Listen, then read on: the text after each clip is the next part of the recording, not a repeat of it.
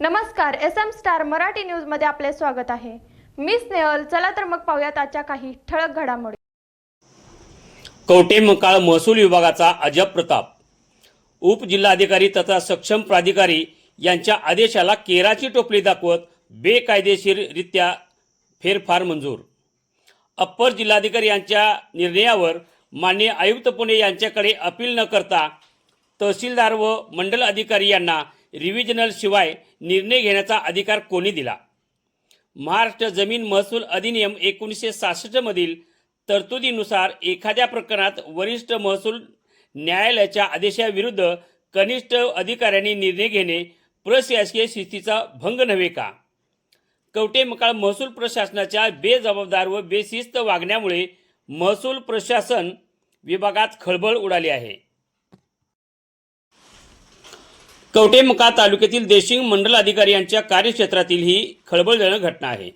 माननीय अप्पर तथा उपजिल्हाधिकारी यांचा 10/917 या फेरफार रद्द आदेशाला डावलून बेकायदेशीररित्या 10/917 फेरफार नोंद करण्यात आली आहे। त्यामुळे नागरिकात संतापजनक गोंधळ माजला आहे। या बेकायदेशीररित्या घटनेमुळे महसूल प्रशासन विभागात खळबळ उडाली आहे। संबंधित तक्रारदार राजेंद्र दादू सदामते व संजय दादू सदामते यांनी कवठेमंकाळ तहसीलदार व मंडल अधिकारी सह गाव कामगार तलाठी यांच्या विरोधात माननीय जिल्हाधिकारी सांगली यांच्याकडे महाराष्ट्र जमीन महसूल अधिनियम 1966 मधील तरतुदीनुसार जेव्हा एखाद्या प्रकरणात वरिष्ठ महसूल न्यायालयाचा आदेश असतो तेव्हा कनिष्ठ अधिकाऱ्यांना त्याच्या विरुद्ध जाऊन नोंद करण्याचा अधिकार नसतो। असे असताना दिनांक 2/4/2026 रोजी सदर फेरफार नोंदवून प्रशासकीय शिस्तीचा भंग केल्याप्रकरणी तक्रारदाराच्या हक्काच्या जमिनीवर गदा आणण्याचे न्यायासाठी लेखी तक्रारी अर्जाद्वारे मागणी केली आहे। आपल्या तक्रारी अर्जात असे म्हटले आहे की देशिंग येथील गट क्रमांक 93 मधील खरेदीचा फेरफार क्रमांक 5341 मंडल अधिकारी देशिंग यांनी रद्द केला होता। यावर अपीलदार सदामते यांनी 30/1/2013 रोजी उपजिल्हाधिकारी तथा सक्षम प्राधिकारी नाज कधा सांगली यांच्या कोर्टात अपील दाखल केले होते। तत्कालीन मेहरबान प्रदीप कोडुसकर कोर्टाने अपील अमान्य करून मंडल अधिकारी देशिंग 53/41 फेरफार रद्दचा निर्णय केला होता।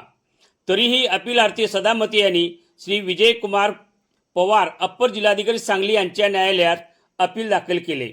दिनांक 4/9/2014 रोजी अपीलदाराच्या अपील निकाल पत्रातील विवेचनार्थ अमान्य करून जिल्हाधिकारी नाज कधा यांनी RTS अपील नंबर 401/11/12 दिनांक 30/1/2013 निर्णय कायम करून जिल्हा सूचना व विज्ञान अधिकारी सांगली यांच्या संकेतस्थळावर आणि स्वीय सहाय्यक अप्पर जिल्हाधिकारी यांच्या बोर्डावर प्रसिद्ध करण्यात आले होते।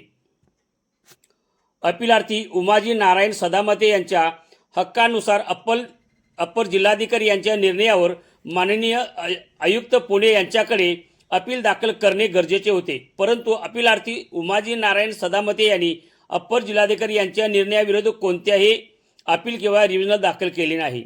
असे असताना तहसीलदार आदेश क्रमांक कुळ वहिवाट 84 क SR 89/2026 यांच्या आदेश दिनांक 27/3/2026 आणि माननीय उपविभागीय अधिकारी मिरज यांच्याकडील लगतचा आदेश क्रमांक RTS अपील 1006/2025 दिनांक 10/12/2025 आणि लगतचे तहसीलदार कवठेमंकाळ यांच्याकडील पत्र क्रमांक कुळ वहिवाट 84 क SR 89/2026 दिनांक 20/3/2026 ने देशिंग येथील फेरफार क्रमांक 53/41 ची नोंद फेरफार क्रमांक 10/917 ने दुबारा धरण्यात आली। फेरफार क्रमांक 53/41 ने दादू नारायण सदामते व रंगराव नारायण सदामते यांचे गट क्रमांक 93 मधील प्रत्येकी क्षेत्र 0.11 असे एकूण क्षेत्र 0.22 उमाजी नारायण सदामते यांनी खरेदी केली आहे अशी नोंद करण्यात आली आहे. असे करणे महाराष्ट्र जमीन महसूल अधिनियम 1966 मधील तरतुदीनुसार जेव्हा एखाद्या प्रकरणात वरिष्ठ महसूल न्यायालयाचा आदेश असतो तेव्हा कनिष्ठ अधिकाऱ्यांना त्याविरुद्ध जाऊन नोंद करावयाचा अधिकार नसतो. असे असताना दिनांक 2/4/2026 रोजी सदर फेरफार नोंदणी म्हणजे प्रशासकीय स्थितीचा भंग नव्हे का? या बेकायदेशीररित्या 10/917 फेरफार नोंदीच्या बाबत मंडल अधिकारी देशिंग यांच्याकडे तक्रारी अर्ज दाखल केला आहे. यावर मंडल अधिकारी देशिंग यांनी 20/4/2026 ही चौकशी तारीख नेमली आहे. महसूल प्रशासनात नेमकं काय गोंधळ चाललाय? तक्रारदार यांनी माननीय जिल्हाधिकारी यांच्याकडे केलेल्या तक्रारी अर्जात असे म्हटले आहे.